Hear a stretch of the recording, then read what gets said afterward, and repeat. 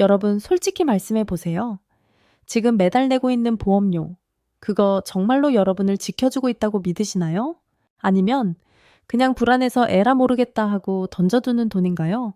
냉정하게 따져봅시다. 여러분은 지금 매달 수십만 원씩 여러분이 암에 걸리거나 사고가 나거나 죽는다는 사실에 베팅을 하고 있는 겁니다. 이건 사실상 거대한 도박이에요.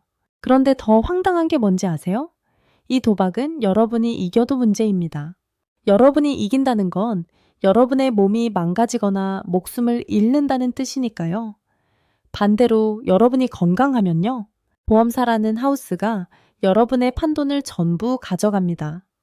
따져보면 시청자 여러분은 이겨도 지고 져도 지는 게임을 하고 있는 거예요.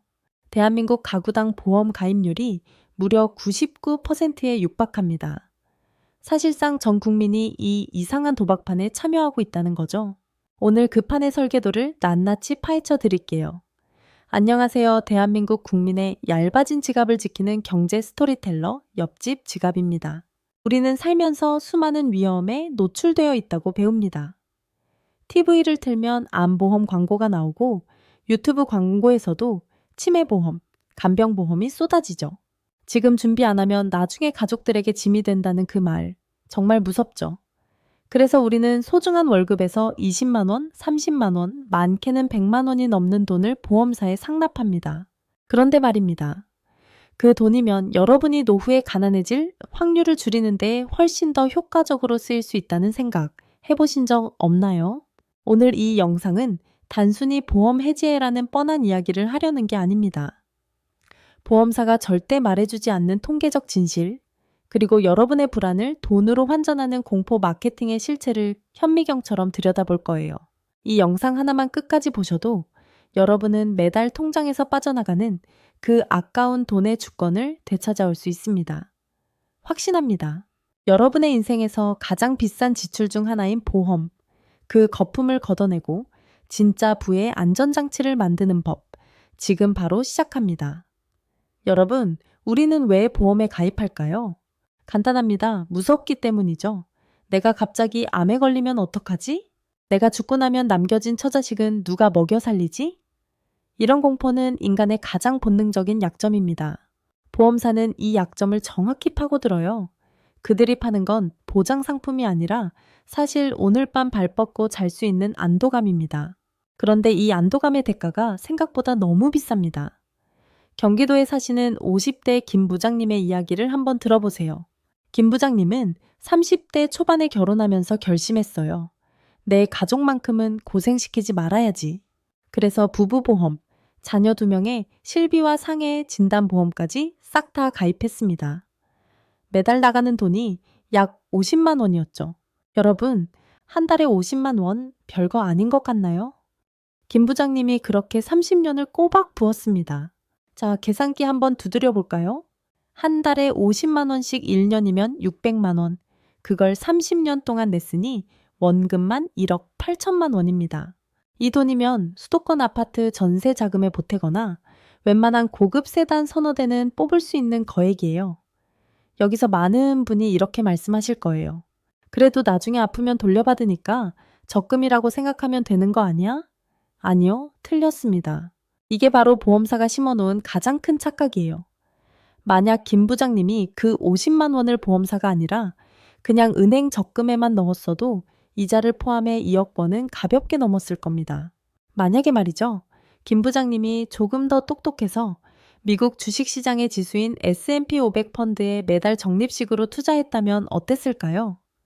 30년이라는 시간의 마법이 더해졌다면 그 돈은 지금쯤 5억 원, 10억 원이 되어 김 부장님의 완벽한 노후 자금이 되었을 겁니다.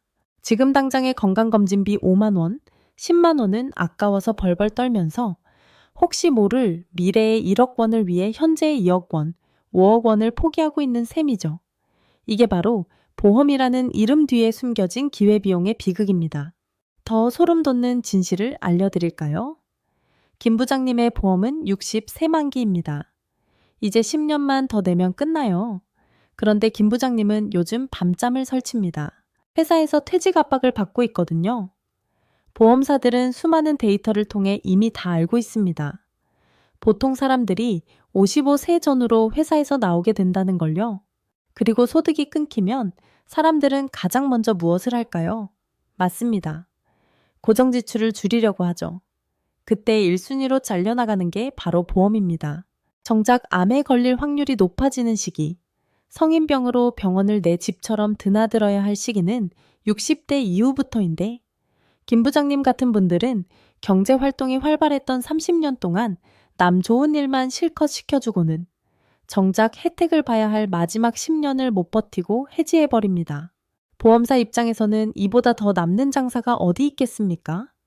30년 동안 판돈만 챙기고 실제 당첨금을 줘야 할 때쯤 고객이 스스로 기권하게 만드는 구조. 이게 바로 보험이라는 도박장의 설계도입니다. 자, 그럼 이제 질문을 던져야 합니다. 나는 과연 그 60세의 벽을 넘을 수 있을까? 그리고 더 중요한 것, 내가 낸 돈의 절반 이상이 보험사의 빌딩을 올리는데 쓰이고 있다는 사실을 알고도 계속 이 베팅을 이어가시겠습니까? 여러분, 우리가 보험사에 매달 100만 원을 내면 그 100만 원이 고스란히 적립되어서 나중에 내가 아플 때 돌아올 거라고 생각하시나요? 만약 그렇게 믿고 계셨다면 오늘 정말 큰 충격을 받으실지도 모릅니다. 보험에는 사업비라는 개념이 있습니다. 쉽게 말해서 보험사가 장사를 하기 위해 떼어가는 수수료예요.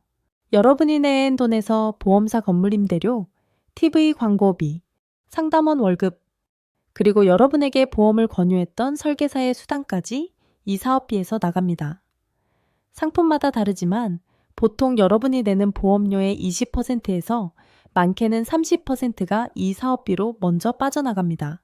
시작하자마자 마이너스 30% 수익률로 시작하는 재테크. 세상에 이런 게 어디 있습니까? 비유를 해볼까요? 여러분이 구멍난 바구니에 물을 채우고 있는 것과 같습니다.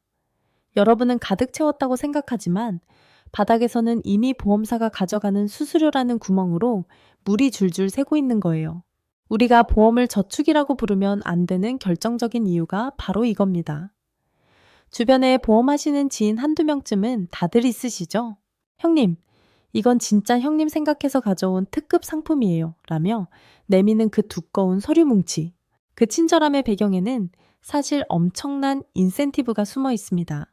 어떤 보험 상품은 가입자가 첫 달 보험료를 내면 설계사에게 그 보험료의 1000%, 즉 10배에 달하는 수당을 주기도 합니다.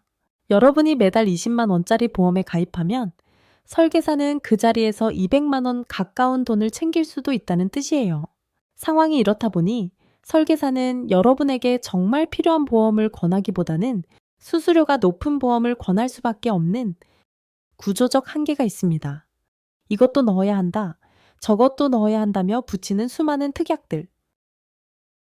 그게 정말 여러분의 건강을 위한 것일까요? 아니면 누군가의 이번 달 실적을 위한 것일까요? 보험사라는 하우스는 절대 손해보는 장사를 하지 않습니다. 그들은 통계학자들을 동원해 여러분이 암에 걸릴 확률, 사고 날 확률을 소수점 자리까지 계산해서 자신들이 무조건 이기도록 판을 짜놓았습니다. 자, 그럼 지금 당장 여러분의 보험증권을 꺼내서 확인해 보세요. 제가 딱 3가지 기준을 드릴게요. 여기에 해당한다면 그 보험은 당장 다이어트가 필요합니다. 스텝 1. 갱신형 보험인지 확인하세요. 처음엔 저렴해 보이죠? 하지만 갱신형은 나이가 들수록 보험료가 폭탄처럼 오릅니다. 정작 돈이 없는 노년기에는 보험료를 감당 못해서 해지하게 만드는 시한폭탄 같은 존재예요. 반드시 비갱신형 위주로 세팅되어 있는지 보세요. 스텝 2. 저축성 보험의 함정에 빠지지 마세요. 보장도 받고 나중에 목돈도 탄다는 말, 가장 달콤하지만 독이 든 사과입니다. 앞서 말한 사업비 때문에 여러분이 낸 돈의 원금이 회복되는 데만 보통 7년에서 10년이 걸립니다. 저축은 은행이나 증권사에서 하세요. 보험은 비용으로 끝내야 합니다. 스텝 3. 총 납입 보험료를 계산해 보세요. 한 달 10만 원이 아니라 20년 동안 낼 총액을 보세요. 2,400만 원입니다. 여러분은 지금 2,400만 원짜리 차를 한 대 뽑는 것과 같은 소비를 결정하신 거예요. 그만한 가치가 있는지 냉정하게 따져보라는 겁니다. 하지만 여러분, 진짜 소름 돋는 이야기는 지금부터입니다. 여러분이 이렇게 비싼 사업비를 내고 30년 동안 성실하게 보험료를 납부했는데도 불구하고 정작 아파서 병원 침대에 누웠을 때 보험사가 이건 보장 범위가 아닙니다라며 돈을 한 푼도 주지 않는다면 어떨까요? 보험사는 돈을 거둘 때는 천사처럼 웃지만 돈을 내어줄 때는 세상에서 가장 까다로운 검사관으로 변합니다. 그들이 전격적으로 활용하는 수법 중 하나가 바로 의료 자문입니다. 여러분이 진단서를 끊어오면 보험사는 이렇게 말합니다. 고객님, 저희 협력병원 의사분께 한 번 더 물어봐야겠는데요. 그리고는 보험사로부터 자문료를 받는 의사에게 진단서를 보냅니다. 결과가 어떨까요? 이 정도는 암이라고 보기 어렵습니다. 이 수술은 꼭 필요한 건 아니었네요 라는 답변이 돌아오기 일쑤입니다. 실제로 경기도 김 부장님 같은 분들이 가장 많이 당하는 게 이겁니다. 30년을 냈어도 약관에 적힌 아주 미세한 질병 코드 하나가 다르면 보험금은 0원이 됩니다. 보험사는 통계적으로 여러분이 보험금을 청구할 확률보다 자신들이 지급을 거절할 수 있는 명분을 찾아낼 확률이 훨씬 높습니다. 자, 그럼 이제 대안을 찾아야겠죠. 무턱대고 다 해지하라는 게 아닙니다. 진짜 가성비 있게 나를 지키는 방법 딱 정리해 드릴게요. 이것만 기억하세요. 실비, 암, 뇌와 심장 딱 이 세 가지만 있으면 됩니다. 첫째, 실손 의료비 보험, 즉 실비입니다. 이건 실제로 내가 낸 병원비의 70에서 90%를 돌려주기 때문에 가성비가 가장 좋습니다. 이것만큼은 꼭 가져가세요. 둘째, 암 진단비입니다. 암은 걸리는 순간 경제활동이 중단되기 때문입니다. 치료비가 아니라 생활비 목적으로 가입하는 거예요. 하지만 암보험 하나에 매달 몇십만 원씩 쏟아붓지 마세요. 보장받는 금액은 여러분의 1년치 연봉 정도면 충분합니다. 매달 내는 보험료는 몇만 원대로 끊어야지. 이걸로 재테크 하겠다고 몇십만 원씩 내는 순간 그건 이미 보험이 아니라 짐이 됩니다. 셋째, 뇌혈관과 허혈성 심장질환 진단비입니다. 범위가 좁은 뇌출혈이나 급성 심근경색 특약은 버리시고 보장 범위가 가장 넓은 항목으로 딱 하나씩만 준비하세요. 그 외에 골절 진단비 30만 원, 깁스 치료비 5만 원 같은 짜잘한 특약들은 다 빼버리세요. 그거 받으려고 매달 몇천 원씩 더 내는 건 보험사 배만 불려주는 꼴입니다.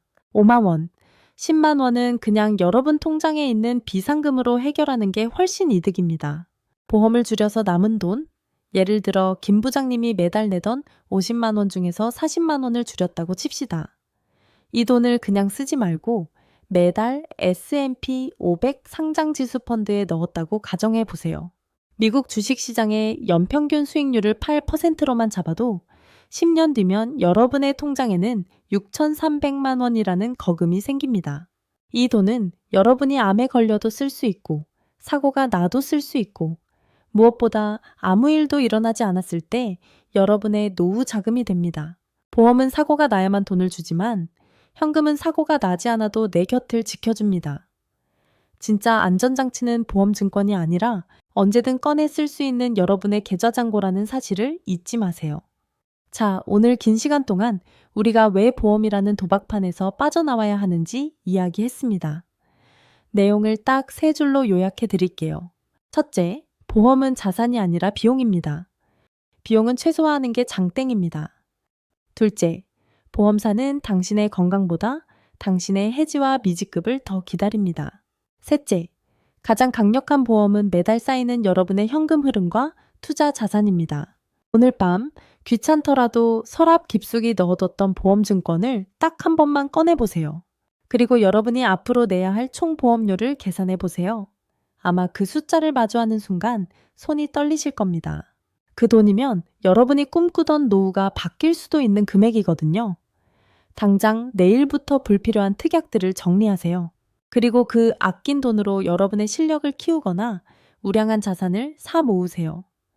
그게 진짜 여러분의 미래를 지켜주는 길입니다. 여러분 서두에 말씀드렸죠? 보험은 여러분의 불행엔 돈을 거는 도박이라고요. 이제 그만 그 도박판에서 내려오세요. 여러분의 인생은 누군가의 통계 수치나 베팅 대상이 되기엔 너무나 소중합니다. 불안을 돈으로 사지 마세요. 대신 그 돈으로 여러분의 자유를 사세요. 여러분이 더 이상 보험사의 노예가 아니라 자기 인생의 주인으로 살아가시길 진심으로 응원합니다. 오늘 영상이 여러분의 지갑을 지키는 데 도움이 되었다면 구독과 좋아요 부탁드립니다. 여러분의 댓글은 다음 영상을 만드는 큰 힘이 됩니다. 지금까지 옆집 지갑이었습니다. 감사합니다.